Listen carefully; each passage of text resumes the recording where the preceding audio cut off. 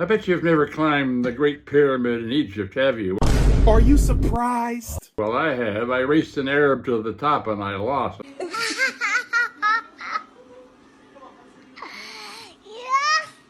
I'm John Graham. I'm the badass granddad you never knew you had. Anyway, some decades ago, I was in Egypt at the base of the Great Pyramid. Now, you've seen pictures of that thing. It's a great big pile of rocks, 3,000 years old.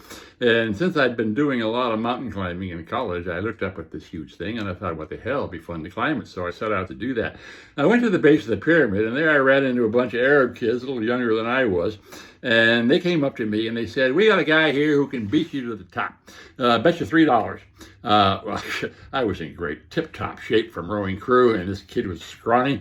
And I figured, what the hell, that's an easy $3. So I accepted the bet and we started out. Now, the pyramid is built of blocks about 4 feet high. And so to get up it, I had to put my hands down on the top of a block and push down, pull my body up, bring my legs up, go on to the next block, and do that again and again and again.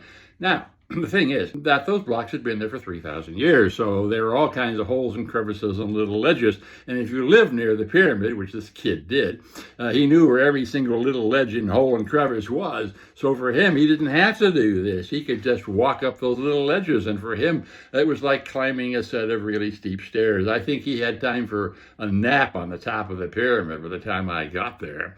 Well, hell, I paid my $3. On the way back, I bought him and his gang some cold watermelon, and yeah.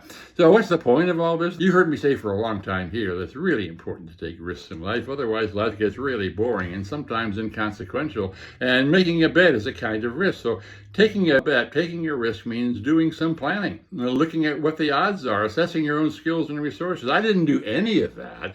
I made that bet out of sheer arrogance because I was so sure I was going to win. So the lesson, I think, is this. If you're faced with making a bet or that kind of a risk, make sure you make a smart one and not a stupid one. And a smart one means assessing the odds, assessing what's going on, assessing your own skills and resources, and then assessing your odds of success. You do that, you'll succeed. If you don't do that, like me, you'll probably fail.